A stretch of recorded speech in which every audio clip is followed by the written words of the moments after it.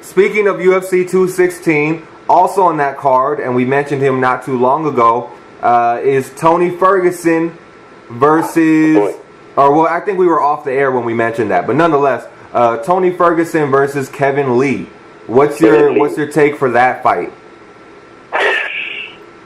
I think he just finds a way to win, Kevin Lee, but I haven't been that impressed by him, honestly. Like, I've seen him, and he does seem to just find a way to win, is what it looks like, but I don't know. I don't know. I'm going to have to say Tony Ferguson. I've only seen a few fights with Kevin Lee, but he seems to have a lot of holes in the game. Ferguson's so well-rounded, such a killer, he's so creative, like, very hard guy to fight.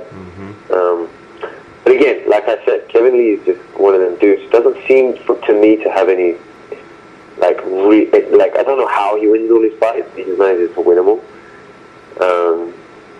So again, I don't really know, but I'll give it to him.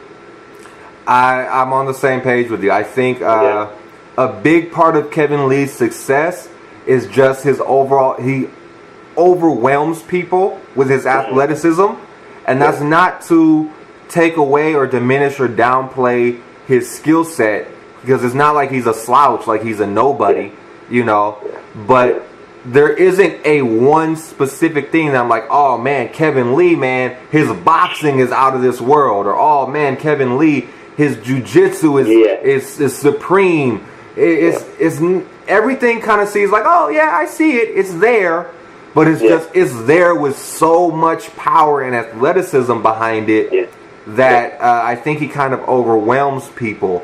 So I, again, like Derek Lewis, I don't want to count him out because he's been on a streak and he's been looking really, really good lately. And I don't know if Tony Ferguson in recent history has fought anybody with that kind of athleticism. He's almost like a lightweight version of a more aggressive lightweight version of Tyron Woodley in the athleticism factor.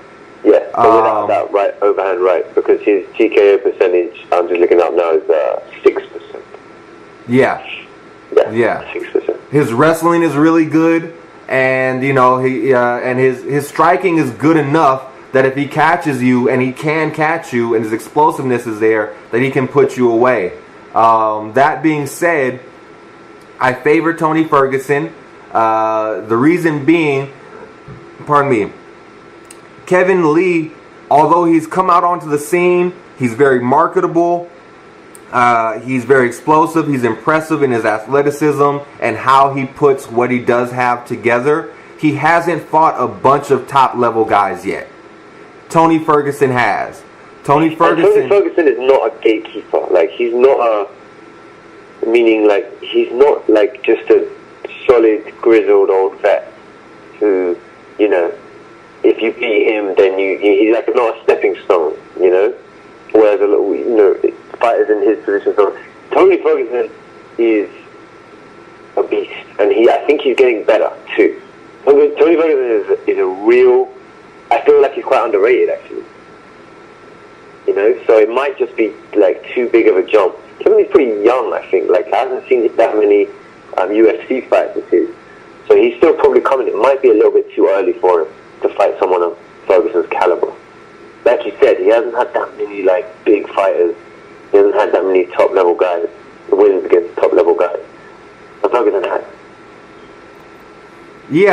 I think we're both on the same page here. I think in addition to experience, like just hands-on experience. Remember, Tony Ferguson has beaten Edson Barbosa. He beat what's his name, Dos Anjos. So he has that ring experience against super high level athletes, but also just his overall, as you mentioned, creativity, unpredictability. He has a very odd. He's technical in a very odd way, or maybe a very unorthodox way is probably a better way to say it. And I think what I suspect will happen is Kevin Lee will try for some big shots, probably not be able to be overly effective with them, look to wrestle, and then Tony Ferguson's jiu-jitsu pedigree will take him to get the win. That being said, where I do see Kevin Lee potentially being able to take this is Tony Ferguson tends to be a guy who's down to trade and take some damage, to give some damage. Yeah. So I can see him getting caught in that process. But I don't think he will. Yeah, if he turns it into a slugfest, I think Kevin Lee can put him away. But I suspect Tony Ferguson is going to be a little bit more technical than that. Also worth mentioning, in addition to Tony Ferguson's jiu-jitsu pedigree, Tony Ferguson has a nice wrestling pedigree before he started MMA. Yeah, he's a very complete fighter. Like, he really doesn't seem to have that many weaknesses per se. I mean, yeah, maybe I think mentally he does like to brawl a little bit too much. I agree, I've seen him do that before. But, like, in terms of his skill set, like, he can do everything. He's got some really tricky, aggressive jiu-jitsu. Yeah. You know, he catches people in some really cool shit that other people aren't doing. Chokeholds and guillotines and that type of thing. The Darce choke in particular. The Darce, yeah. You know, like, not a lot of guys can pull that off, you know, in no gi, no shirt on, slippery, bloody MMA fights, you know? It's one thing to do that in a no gi jiu-jitsu competition. It's another thing to do that when guys are just slipping all over the place and you're fighting top-level wrestlers and stuff. So, I mean, he really is really, for me, one of the top jiu-jitsu guys, at least at the lightweight division. And then he knocks people out too. You know, he loves to bang with people. He knocks people out too. So he's just very, very well done. Yeah, like you said, he's got that wrestling thing, so it's not easy to take this guy down either.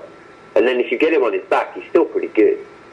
So for me, he's just I feel like he's just a caliber above Kevin Lee. Yes.